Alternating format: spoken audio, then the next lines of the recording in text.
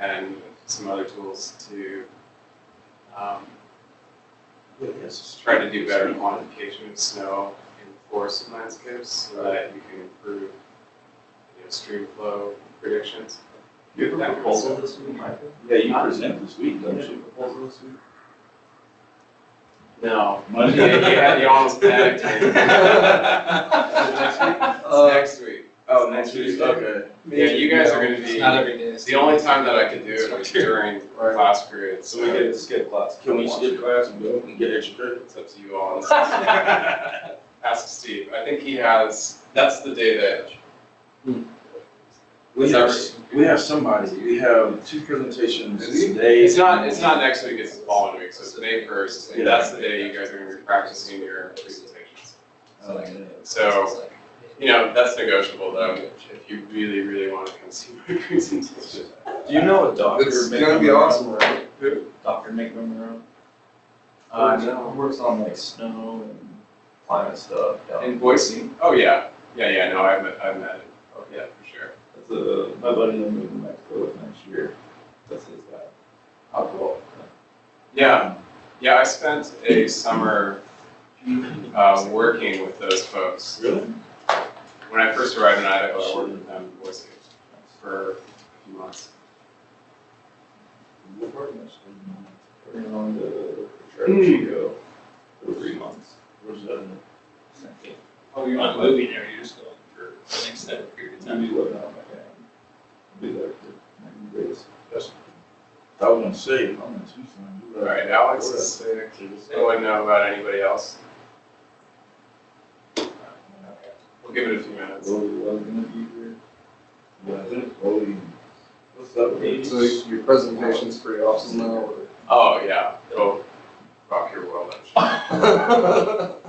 I mean, it's just one of these things you gotta do along the way. It's a precursor to having to do your qualifying exams. You gotta present what your research is going to be formally, even though we're already working on it. Right. And get buy-in from your committee and feedback from the public. Can you make alterations of that? Yeah, it's but it's made me work up good slides and essentially write the intro to each of these papers. So it's a good group to jump through. I don't need to be there. No, I wouldn't recommend doing a PhD to anyone unless you really, really want it. It is an intimidating process. All right. I never thought I wanted to do though. I mean, life changes and sometimes you find a good reason when you didn't expect to. So we are having an intimate conversation today. You'll want to come up front with us. Everyone prepared to ask a couple questions today? Yeah? Okay, good.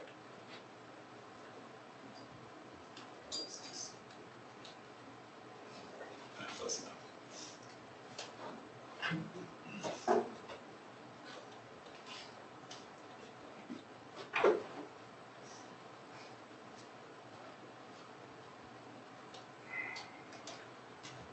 All right, Brian, are you there? Yep, I'm here. All right. So let me introduce Bryan Piazza. He's an old friend from my time at Louisiana State, and he's currently in charge of science for the Louisiana chapter of the Nature Conservancy, as you know, since you all got to review some of his materials.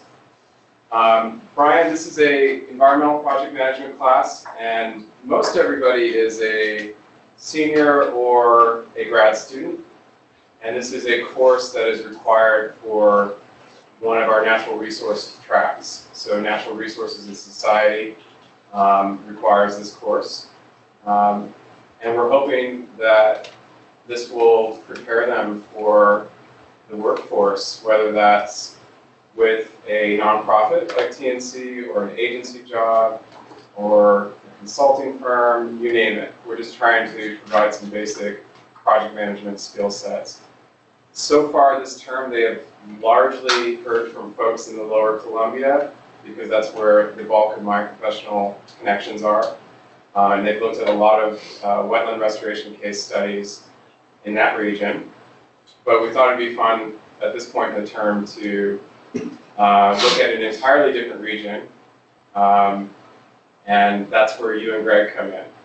So it'll be fun to talk about Louisiana, but also to hear about your professional journey and what it's like to work in a setting like TNC. If it's helpful to you, I would, since it is a small group today and we're not doing a formal lecture, maybe we'll just introduce ourselves real quick.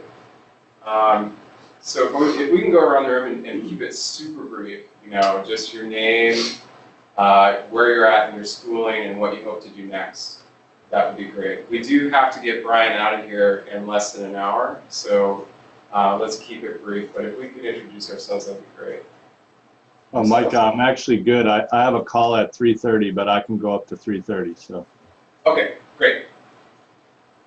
So that would be Our timer is 3:30, it's 3:30. That'd be, your 2 Oh, I'm hours. sorry, yeah. I'm very Central Time centric because, Yeah, sorry. got it. You're We're, right, less than an hour. Yeah. Yeah, perfect, good. We have the same time frame, so it's all good. Yeah. So let's have you start off, please. Okay, I'm Hope, and I'm just getting ready for graduate school. There you go. Great. I'm Chloe, and I'm graduating in December and hopefully getting a job with the local entity. I'm Ethan, graduating in December and hope to get into law enforcement. I'm Mark. I'm graduating this spring and going on to do my PhD at University of Arizona. I'm Matt. I'm going to be graduating in December. Colby, I'm graduating in May. Probably travel for a while and then go to grad school. I'm Tori. I'll be graduating at the end of the summer. Josh, I'm graduating and taking a job with the Army Corps of Engineers for big mount fish collection. I'm Anthony. I'm a first-year master's student, and I hope you get Forster soon. Great. So Bryan, they have prepared a couple questions for you, but we're just going to take your lead. So why don't you go for it? Yeah, so I want to just tell you a little bit about myself and my track, because in my scientific training, I never thought that I would be doing some of the things that I'm doing now and involved in. I really liked that aspect, but I was really excited to see some of the course materials that you all are using, because I wish somebody would have given me an introduction to this sort of project management experience, because it is useful whether you're going into the workforce, whether you're going into graduate school, or whatever, and really prepares you to take on different varied challenges that you might not be exposed to in a graduate environment. So just first, a little bit about me. I am originally from Wisconsin. I went to the University of Wisconsin-Stevens Point, and I did a undergraduate degree in wildlife management and biology. I liked birds, and I liked wetlands, mostly because I really like to hunt ducks, and so I was like, I want to go somewhere where there's lots of wetlands and correspondingly lots of ducks to hunt. And so I went and moved down to LSU, to Louisiana, where we have just massive wetlands, and I just fell in love with the place, and I've been here for about 23 years, and never dreamed that would happen.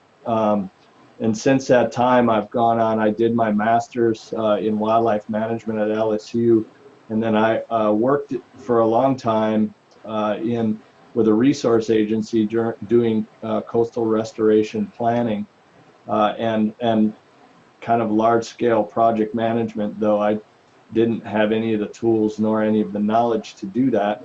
And so I kind of did it poorly. And then I went back to LSU for my PhD to work on some of the scientific questions that I was seeing when I was doing restoration, and that were not being addressed. And so there were a lot of assumptions being made on kind of restoration modeling and project design that didn't have much science behind them. So I went back to LSU, and I started as a full-time researcher, and I started helping a professor. Before I started my PhD, I was a researcher, and I helped a professor kind of build her lab.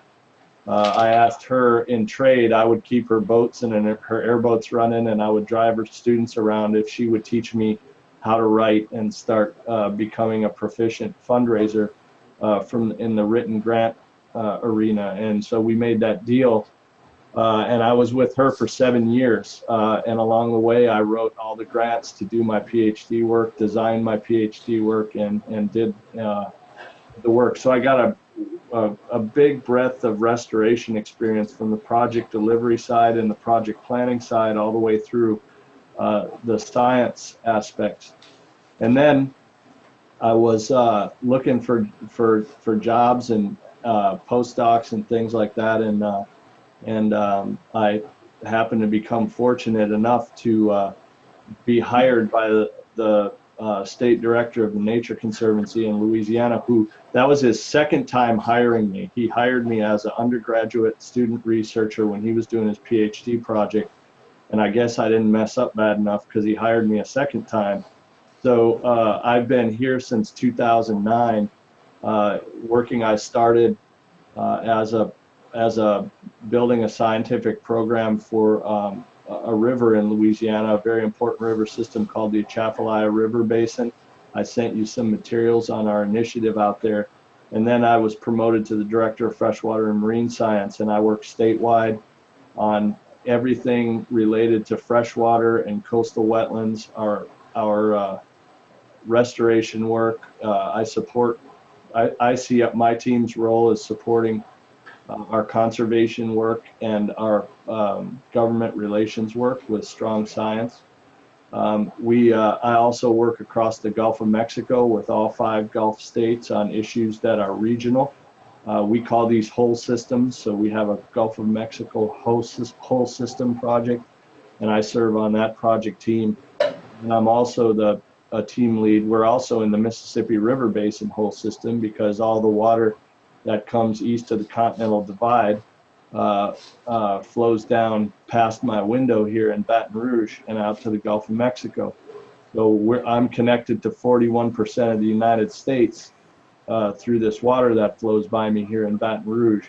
And so I'm working in the Mississippi River Basin whole system as a team lead, a science team lead for a very large investment project that we're making to work across the Mississippi River Basin to try to decrease nutrient pollution that drives the Gulf of Mexico dead zone off the coast of Louisiana every summer.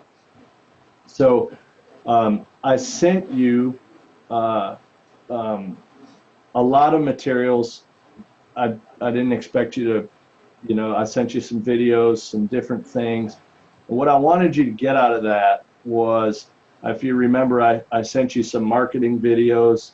I sent you some information on some of our restoration and on-the-ground restoration and monitoring that we're doing in the Atchafalaya Basin. I sent you information on our Conservation Fellows program that I designed and have been the lead fundraiser and implementer of in our chapter. It was a pet project that I took on because I was very passionate about that. I also sent you some architectural drawings for a research station we're building, and then some stuff on our freshwater science and our Mississippi Basin project. And those are all active projects that I work on right now and programs. And what I wanted you to get out of that was, what the hell's this guy doing with a PhD in coastal wetlands restoration designing a research station? Well, I'm working on a team, nobody else was going to do it, and I want a cool research station, so we are doing that, right? So so the breadth of my work works with directing the work of scientists across the Mississippi River Basin, all the way down to designing the toilets and literally the toilets and sewage treatment that's on a houseboat in the Atchafalaya Basin. So, it really it goes the gamut. But in all of these things, the common thing is that this project management that you're learning, I use it for everything I do, whether it's getting those architectural diagrams done, or the contracting for that, or whether we're designing apps for our freshwater network, or whether I'm designing an entire work program for several scientists and working in collaboration. And the bottom line is that you have to have strong teams, and you have to rely on your teams, and you can't micromanage. You've got to lead from the back. Always lead from the back, and your people will perform for you, but you have to work with them to put things into a project management format that's understandable and usable. And I'll show you an example of it in a minute. But that's what I've found. And the other thing that I was going to say, for those of you who are just new to this, if any of you have a proficiency or really like project management, I can tell you that project management certification and working and having skills in these areas is an extremely good career path where you could be very flexible. About every industry on this planet right now almost needs project management professionals. They're very good jobs with an excellent career. And just to give you an example of some stuff that I'm going to show you, I actually had to recruit a project manager to help me on our Mississippi River Basin whole system work, because we had such a huge, diverse set of workflows. And my talent is not in project management. My talent is in building teams that can help me get things done.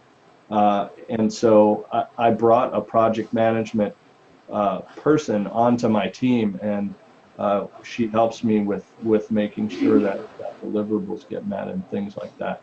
So I'm gonna I will show you. Do you want to ask some questions at first, or do you want me to kind of show you a typical workflow of a highly complex project and how we do it? What would you? I think we have a couple of questions at this point before we launch into that. Go ahead. I just have a question that seems applicable to right now in the conversation. So your position as chief scientist, what's a typical breakdown of what your day looks like in terms of like how much percentages, like do you do a lot of research or administration, grant writing, contracting, all that type of stuff? Yes, I do all of it. Right now I'm editing a manuscript we're writing on our restoration. That's right at this moment, and I was doing before the call. Then we have I have a lot of right now project management responsibilities relating to projects through that large whole system project. Tomorrow morning, I'm probably going to go down and visit the company that's building our a 60 by 28 foot steel hull barge for us to set our research station on. And so I'll be working tomorrow with welders. And the last time I met with these guys, these are some characters. This guy met with us, he was still in his pajamas when I met with him. As Micah can attest to, there's some very colorful people on the back roads of this area of the world. And so you have to be able to work with all of them. So we're right, like I today submitted 2 invoices for 2 contracts I'm managing from LSU and Nichols State University for students that we're supporting. I mean, this is a pretty typical day right now. So you get stretched pretty thin, so you have to rely on, on a bunch of different stuff. I'm flying to Indiana to give a talk to a board of directors on Thursday, so I was working this morning on my presentation. So this is actually a pretty typical day. Good question. Great, thank you. Yeah, that's Anyone else? Anyone else? I think you might have mentioned one university, but I was going to ask, like how many universities do you partner with, or do you partner with universities for like all the research projects? Absolutely, that's a great question. Yes, we partner with a number of universities in our Conservation Fellows program. That's more of an official partnership. So for me, I'm an adjunct faculty member at LSU, the Louisiana State University, Nichols State University in Louisiana, and Southern Illinois University in Carbondale, Illinois. So I work with students at all of those universities. We also partner with the University of Louisiana Lafayette, and we're moving now to partnering with, through the Mississippi Basin, we're partnering with Murray State University in Kentucky, and working a partnership out with Tennessee Tech University, on some other research that we're doing. So we love to partner with universities for two reasons. Number one, they're typically very flexible in partnering. The contracting often isn't, but you can get a lot of things done. So our Conservation Fellows program, one of the main things that we drive to is, the academic environment can give you a lot of, particularly in graduate school. It's where you're practicing doing science. It's where you're thinking about the theoretical parts of the application or the theoretical parts of the work that you're doing. You're really getting into the university. You're diving deep, and believe me, if you get to a point in your career where you think you can't stand it anymore, diving deep, you don't get a lot of opportunities to do that in your career. So do it and jump in with both feet.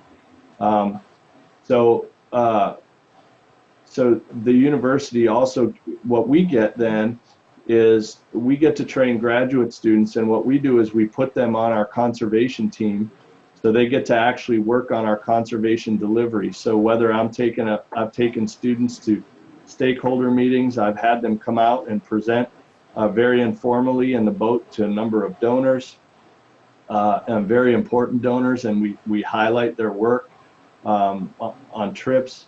And then we also teach them science communication, and that's a passion of mine. And another thing that I would really push, especially if you're in graduate school and have the opportunity to get science communication training, I lean on science communication harder than most anything I do in my job, because I'm a program developer, so I'm the face of the program. And so I do it all the time, whether it's writing or speaking. And so we give our students that training as well. And so we fill in those gaps where the university stops, and we let the university do what they do best, and we do what we do best.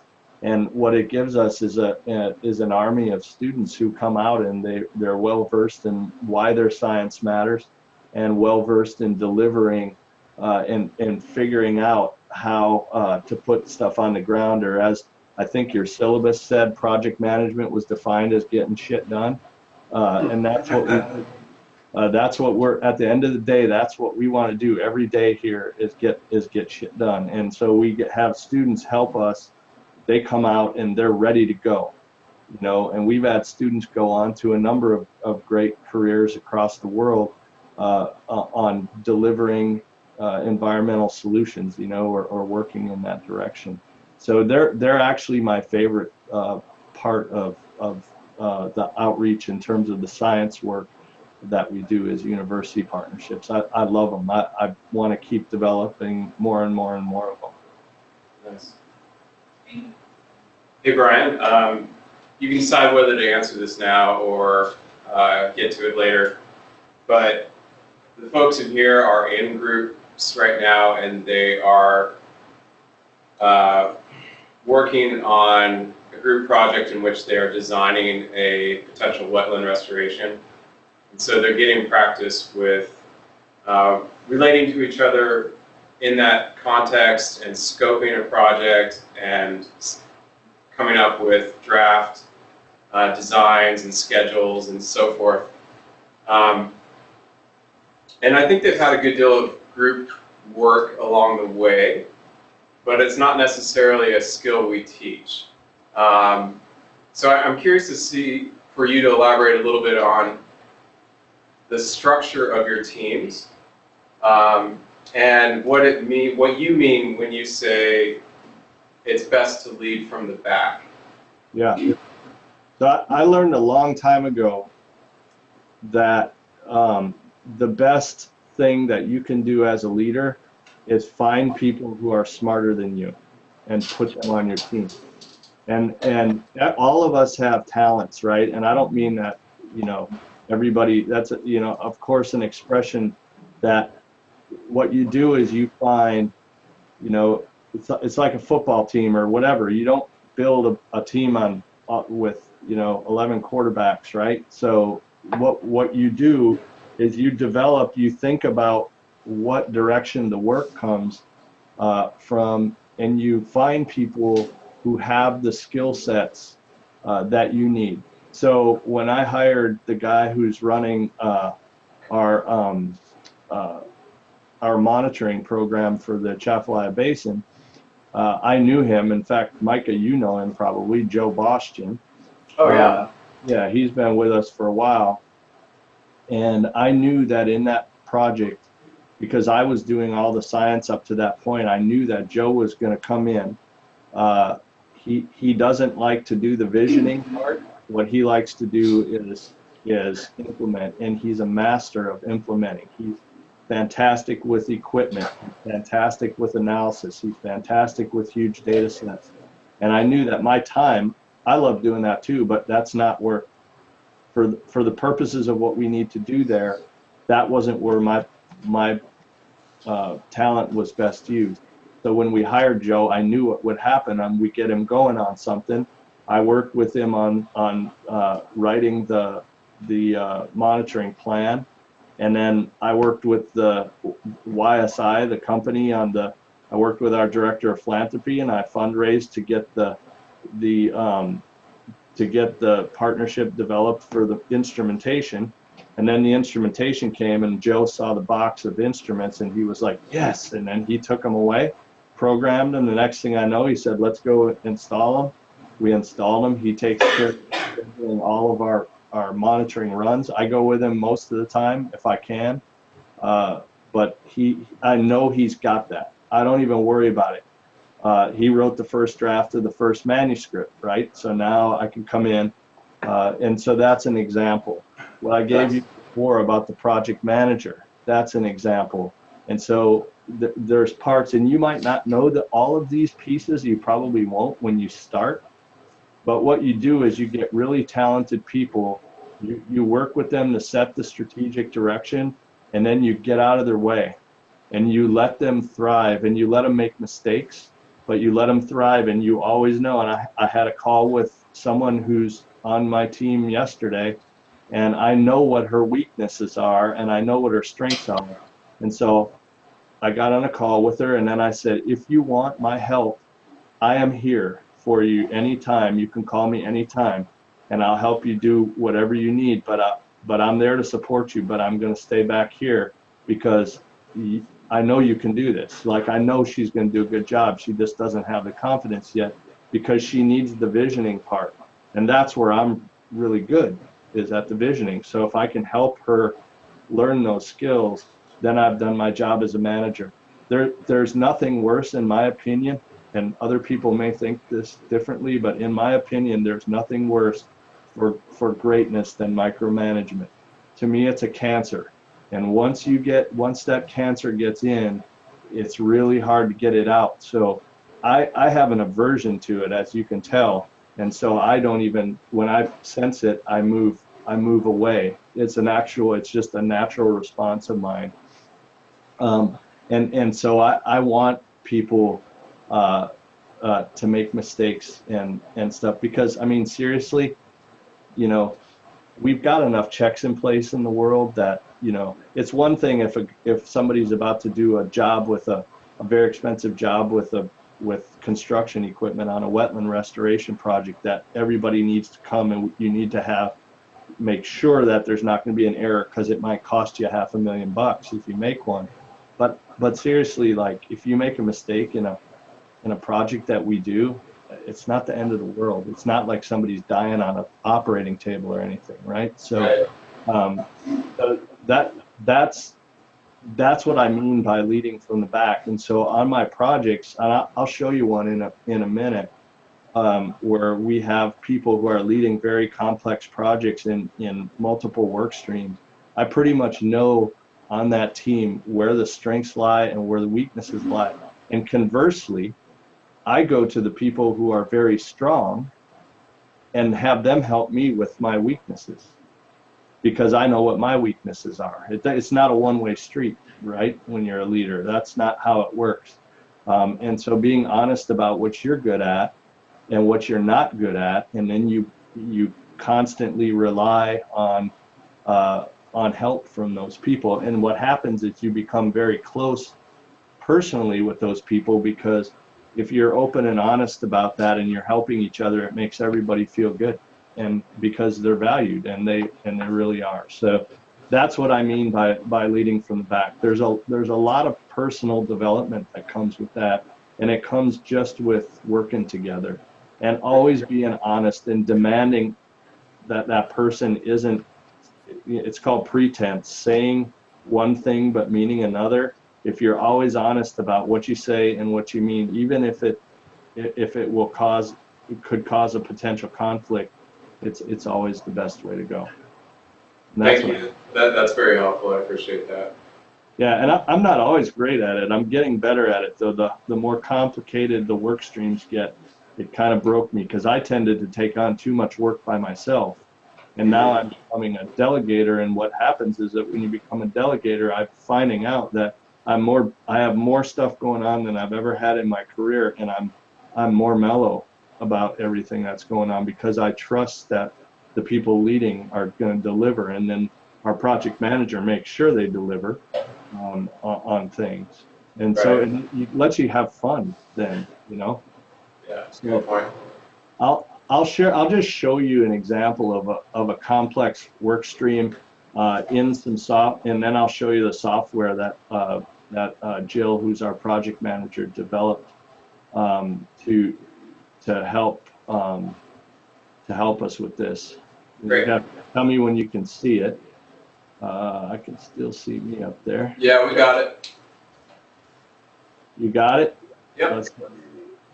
Hold on. What happened? All right, cool. Oh, there it is. Where is it here? I need to look at it. Okay, so this is an example of, do you see this HET strategic framework? Yes. Okay, so this is an example of, it's called highly effective teams. And this is some project management training and a system that we use in the Nature Conservancy. I think it does some things very, very well, and I think it does some things very, very not well. And this, what I'm showing you on the screen, is one of the things that it does very, very well. This is called, what we refer to this as a house, okay? And so the house is these up at the top here: targeting, monitoring, and assessment, co-creation of science and delivery, and communication are 4 very complex work streams. These are kind of our strategy pillars of where we're going this year with our work. And underneath here, so this is all about nutrient reduction in the Mississippi River Basin. That's what this is all about. So underneath these are, underneath targeting, watershed scale targeting, lower Mississippi River floodplain prioritization. All of these are very complex projects that each have a project manager. I'll show you. And then these cross-cutting strategies are things that we're investigating. We're calling them probes here. These are things that I take care of. I'm with a couple of our team members. We might form a small team to look at this. We meet with a group called the Bridge Collaborative to see if we have any commonalities, if we could develop, if we could help each other by expanding our science and our delivery of conservation into different sectors like health and wellness, different things like that.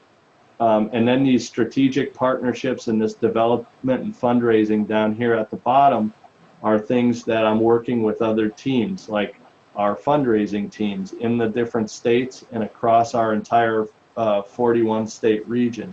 And so what I do in this adventure here is I'm managing, this thing is on my wall just off my right side, and I look at it all the time, and then I check off in my mind where we are. And then when we look down here, I have, and don't read all this, the important thing is that over here on the right side under projects, I have a person or two people or three people who are listed by there, and the person in bold is the person who is managing that work stream, that project work stream. And so I call them kind of technical strike teams or whatever. We give them different names for that, but each of these has a very important function. Now, let me see if I can find there. So here's a great tool, and you probably have it at the university. And this is in Office 365. It's called Microsoft Planner. And as you can see on here, and this is our project manager developed this for me. And she did it in probably under 2 weeks, which was really impressive. But just to get her head around everything we were doing and develop this. But this, as you can see, has the 4 pillars. It's basically that house that I showed you. And then all of these are tasks that she checks up on us on all of these work streams with a person and a date responsible for delivering that. Like Eugene here has a delivery date of January 1st. That's the end run of his project. He's done at Christmas. So this is all the work that we have to do to get him all of these tasks to ultimately delivering on the 12/30 or on 1/1/2009. So he has a deliverable here on Halloween, September 30th, September 3rd, June 3rd, May 1st, April 30th, and April 17th, all the way up here. So under this pillar here, there's different people have different tasks under monitoring and assessment. See Heidi right here, Missy, she's a postdoc. We're trying to get her finished up with her postdoc in June. You know, all of these different things in each of these pillars. And this one you can see is very highly complex. There's 1, 2, 3, 4, 5, 6, 7 of us that are working on just this one task, and we don't have a date associated with it yet because we're still developing it. So this is terrific software for you know, for working on these types of projects, and you could even practice with it very simply in your groups. And it's free with Office 365. So and I've actually started to develop one of these for each of the work streams that I work on in the state, because this thing is so helpful to me. And just today I got an email from our project manager asking me if I had completed 2 things that are on there that I haven't yet checked off. So she stays up to date. I'm actually her biggest problem most of the time. But that's just an example. And then behind these things, then I can, because I know this is getting taken care of, then behind there I can be working with the fundraising. I can be doing the talks. I can be doing the stuff that we need to do to keep this work rolling and to develop out. I usually try to take one pet project that I like, that I can go deep in, because my personality type, I really like going deep into topics for periods of time. And doing this project management work and program development work that I'm doing, often I get on the phone a lot, I got a lot of calls, and it makes me kind of scattered. And I have 2 little boys, 9 and 7, and their attention span's about that of a frog. And so my whole life is rapid turnover. And so I always try to take a project or 2 that I can shut my door, block out my calendar, and just work on something for a while, so that it brings me back to where I need to be to have balance inside of me. Because I get kind of, you can get manic, man. The wheel goes really fast when you're on here, because there's emails, there's, you know, the WebEx is probably one of the biggest things that I find can be very productive or very unproductive, because it foments not making decisions, but rather relying on others to help you make those decisions. And sometimes that can get a little bit too much, but it can be a really good tool. So having that, for me, having that one piece of something that I can work on is very helpful. So, and then that's why I use this. So I have my name next to a couple of those complex projects that I work on with one or two people, and it keeps me grounded. Good. Other questions at this stage? Don't be shy. I have a question. I guess how I'm gonna phrase this is, how did you help with Katrina on any restoration projects? Because you said you've been in Louisiana for 23 years, and when Katrina happened, what kind of things did you help out with? Maybe if you were with the Nature Conservancy, but what things did you do? Is there any major projects you helped out with that? Not through the Nature Conservancy. I worked at LSU at the time. I was doing research there, so mainly research. There was some search and, you know, kind of search and rescue stuff after the storm and all that kind of human side and making sure our friends and family and, you know, everybody was okay. But most of it, I worked during the Deepwater Horizon oil spill here with the Nature Conservancy. And so we did a lot of outreach, a lot of media work. We also had a big river flood of record in the Mississippi River while I worked here at the Nature Conservancy. And so those events happened actually, and they can take you off of your trail for a while as those events are happening. I think the oil spill took me off of kind of a major track for about 6 to 9 months, where we were doing things related to the oil spill. The work we're doing that we've done here in the Nature Conservancy related to all of these kind of things, whether it's flooding. We had massive floods in Baton Rouge, Louisiana, and other parts of our state. We had a 500-year rain event and a 1,000-year rain event in the same year, and so a large part of our state was flooded by. So we kind of are working now, trying to work on getting ourselves positioned to help with trying to help make our state more resilient to flooding, whether it's coastal flooding or whether it's inland rain event related flooding. You know, and our work along the coast for the Nature Conservancy, because we do buy a lot of land, our the coast doesn't really make a lot of sense to invest in because we're losing coast so fast. So the majority of the work that we do around the coastal zone is work in the planning process, the major coastal plan. We have a master plan, coastal master plan that's updated every 5 years. We work on that, and our government relations director is very heavily involved in making sure that large projects move forward that we need for restoration of the coast. So, and then we do a great deal of oyster reef restoration, which is kind of an area that we got into here in the Nature Conservancy. I came out of a lab.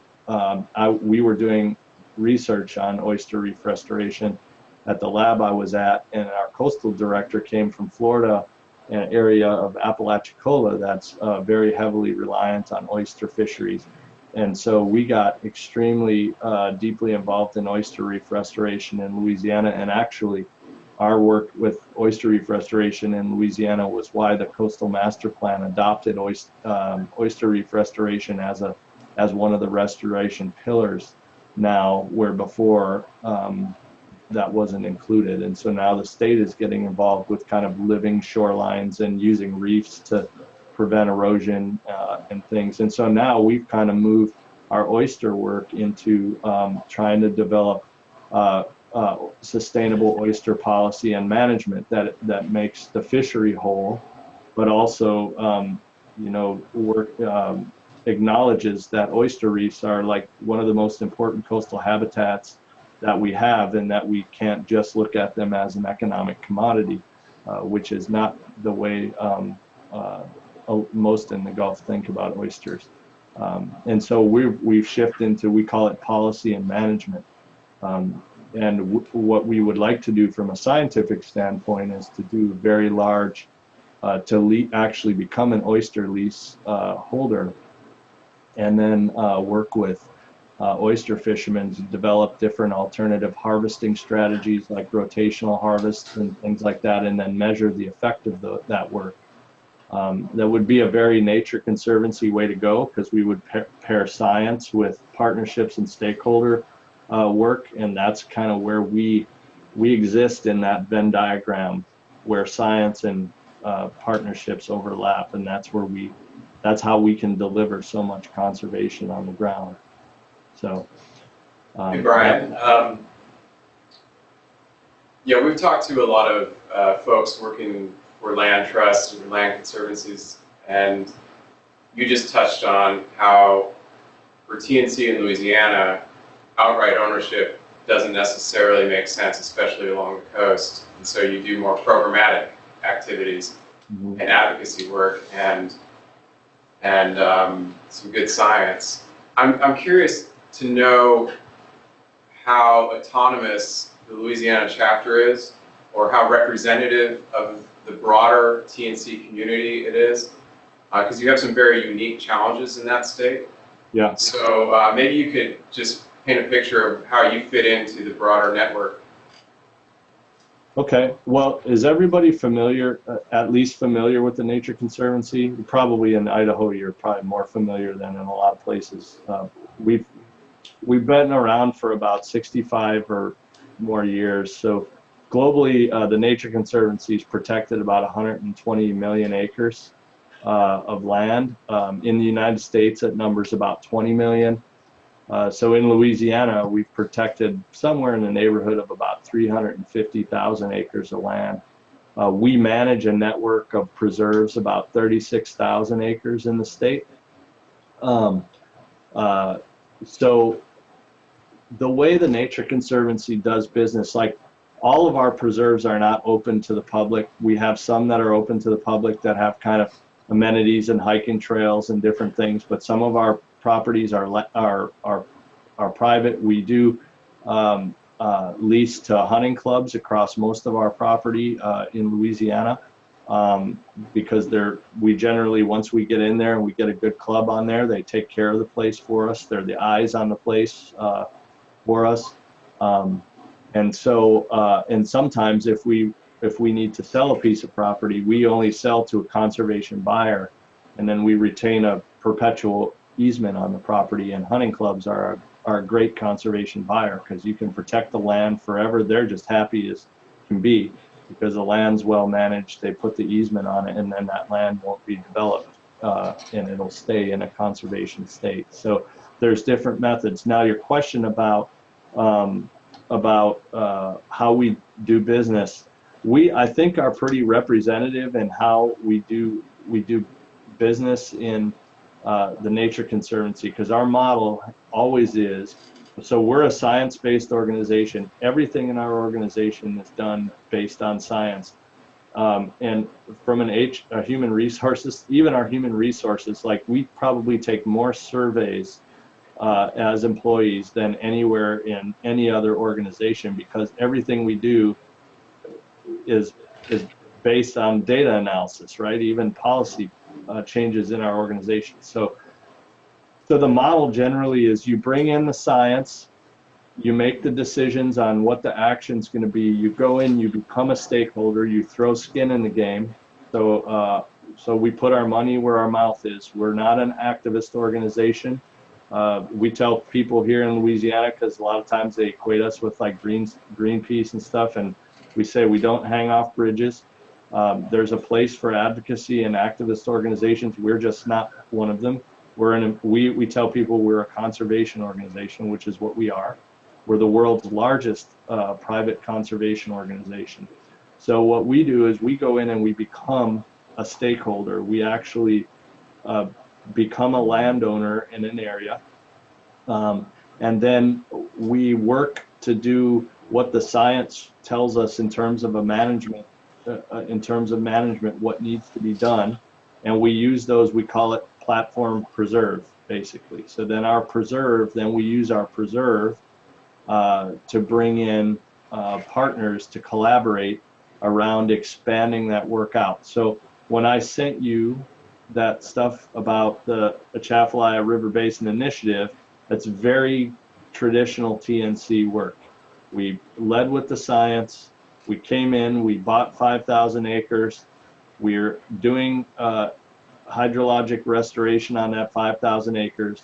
We're measuring the effect on the ground through our monitoring program and our students.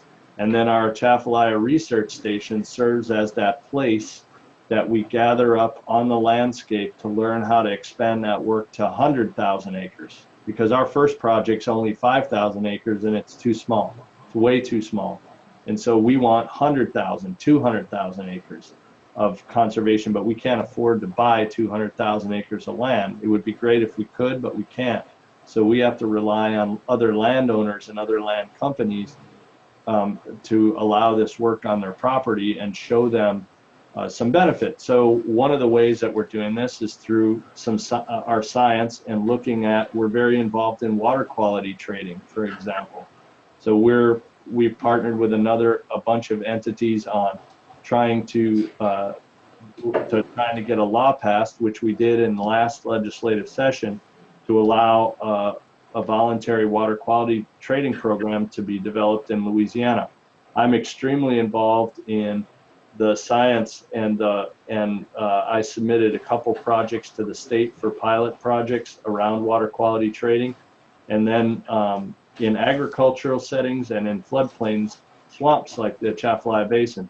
So if we could get a landowner to be paid, so if their land is sitting there not doing anything and all they're doing is paying taxes on it, if I can show that with a hydrologic restoration project, we could remove this many pounds of nitrogen and we could have a price on that, then I have something I could put, and then I could put a restoration easement on their land.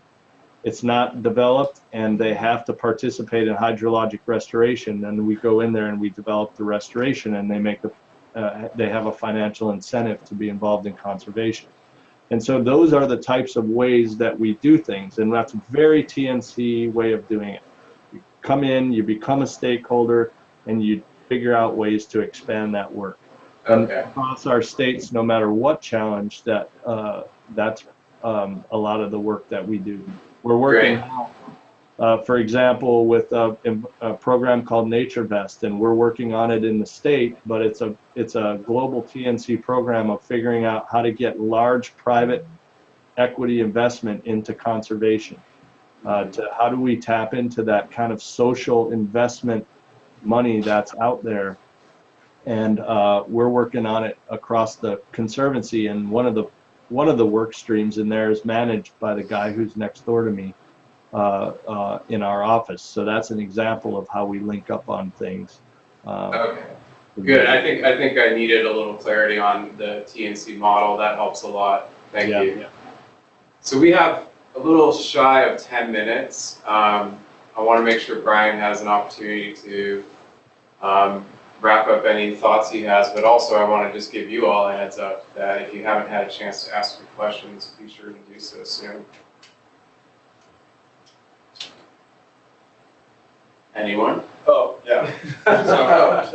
So that TNC way of doing things, you mentioned the project you're working on that river. I'm probably going to butcher it. The Atchafalaya. Atchafalaya? Yeah, okay. That's pretty good, man.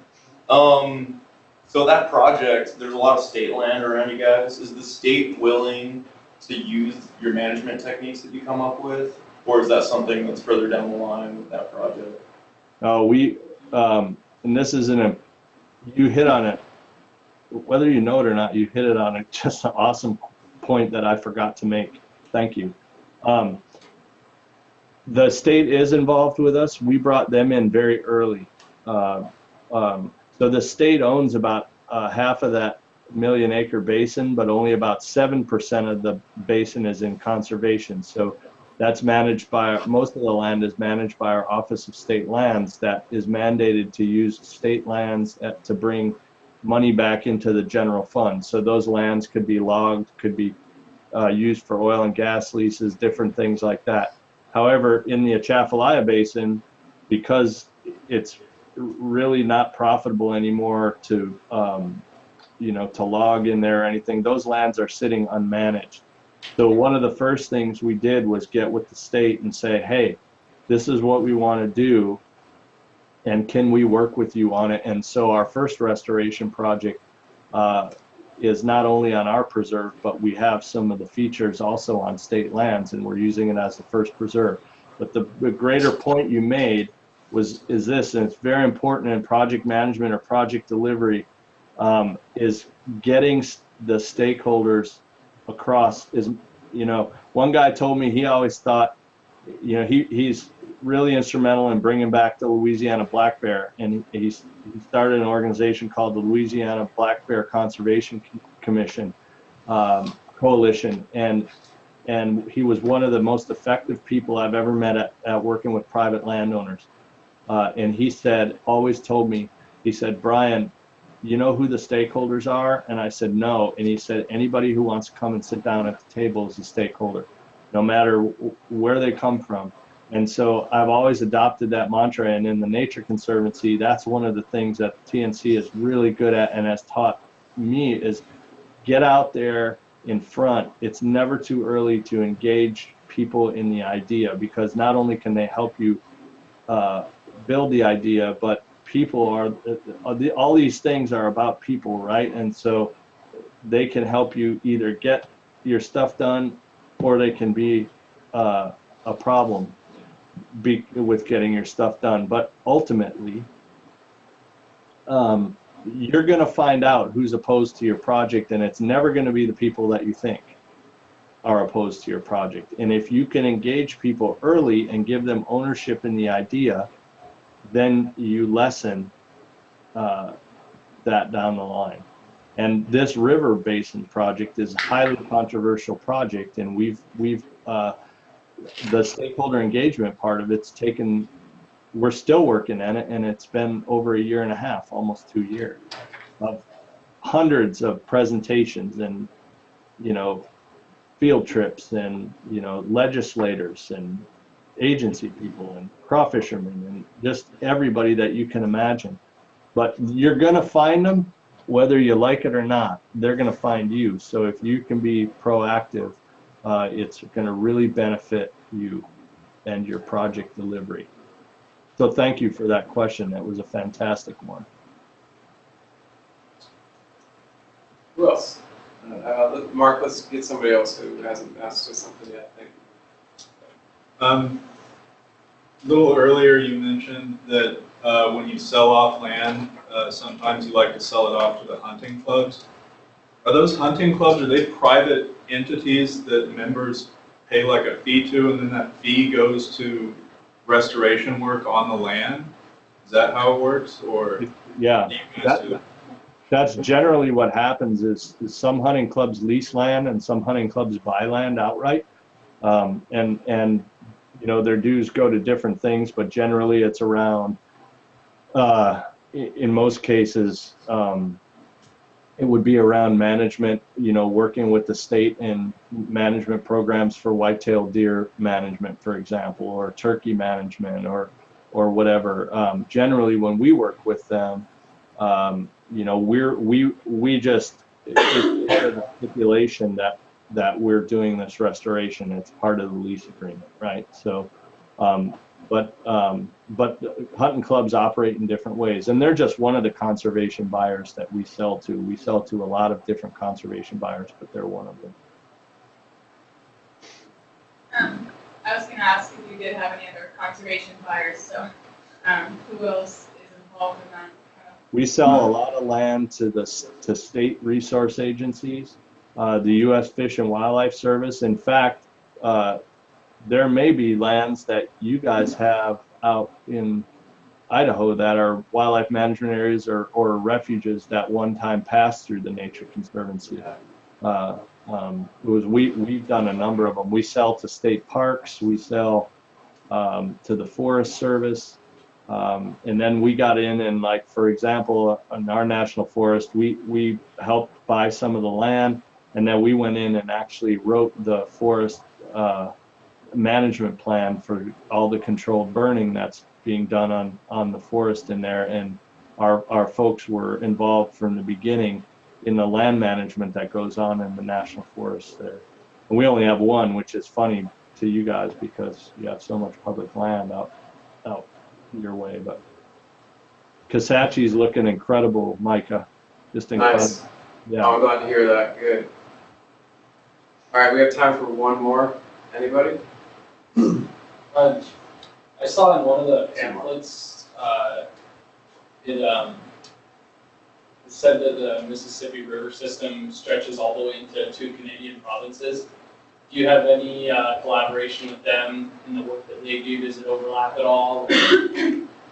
No, we don't actually. It's kind of funny because most all our collaboration in terms of the Gulf of Mexico, we have a nutrient task force, and that's mostly focused just in the United States because the problem, right, isn't coming from, we know where the problem's coming from, and it's not coming from up in Canada. It's coming from Iowa, Indiana, Illinois, Ohio, Minnesota, Wisconsin, Missouri. We have maps that show us exactly where, and so we don't really need to collaborate as much. But one of the things that our Nature Conservancy program in Canada does, though, that we don't have as much interaction with in Louisiana is native people. They do a lot of work with native community in Canada program. All right, so I was curious, you said that some of your preserves are open for the public and some aren't. How do you determine which ones are and aren't? Like, is it based on ecological vulnerability of the area, or I'm sure there's a lot of factors? That's a fantastic question. So it can be based on a number of things. Hey, Micah, I'm calling somebody, so we don't have to get off right now. It's okay. I don't have Okay. call. Gotcha. It's a great question. So the factors that go into that could be wide range. It could be when we bought the land or the land was donated to us. It could be a stipulation of the person who held the land. It could be ecological sensitivity. It could be access. Some of our lands are very hard to get to and remote. And another one of the things is that it could be we want to develop an area for public use where people can see what we're doing and can learn, about prescribed fire. We have a preserve that we have open to the public around Avita Springs, Louisiana, and that's where we highlight. We have a lot of carnivorous wetland plants, and we highlight. We teach about carnivorous wetland plants and why prescribed fire is important to them, and why prescribed fire is important to the forest. For instance, we have other areas that are examples of swamps, bottomland hardwood swamps, and when we can put a visitor center there. We've had like 53 countries, people from like 53 countries visit our little preserve, and it's one of the largest wading bird nesting areas in the state, and so people and photographers and people from all over the world, when they come to South Louisiana, know about that wading bird rookery, and so then they come and they visit our preserve, and we talk to them about hydrologic restoration, and we talk to them about why our conservation is important for birds and alligators and all the things that people like about South Louisiana. So it varies, but there's always an educational component to our public use of our preserves. We have one that's close to Baton Rouge, and Boy Scouts come out and camp on it, and school groups and stuff, and so then we use that. We have kind of some things we have interpretive materials out to talk about just about conservation. Wow, isn't this a really beautiful place you're camped on? Well, it's very important. This place wouldn't be here if people weren't concerned with making sure that wild places stay wild. A simple thing like that to a Boy Scout, could change the course of their life, or at least make them think about those things that maybe they didn't ever think about because nobody ever told them before. So that's kind of what are a lot of the driving factors. I have one other quick question. What are the projected plans for the Nature Conservancy and land acquisition in the near future? What are our plans? Well, we always say we like all the land that touches us, so we always want to buy more land. But we buy what we can manage and what we can afford. In the Atchafalaya Basin, we would really like to get to about 10,000 acres. So we have we're about halfway there. We have a gentleman donating, hopefully donating about 1,600 more acres to us, and we have about another 1,250 that are ready to go, and we're looking for the funding to do that work. It all depends. Now our forest, our longleaf program has seen a downturn because people are really interested in water right now, and so water is really hot in the philanthropy world, and so we're having to really look at what we're doing around our longleaf pine program, because it's very labor intensive. We have to burn those lands all the time, and we have to really actively manage them. They're more work and more expense than a bottomland hardwood or a swamp, where we can do a restoration project and it'll keep itself going. Those areas, if we left a longleaf pine, one of our preserves, in 10 years, you wouldn't even know it was a preserve, right? Because it would be completely overgrown and unmanaged. So we have to make sure we keep those promises. And so that means that we're always interested in land.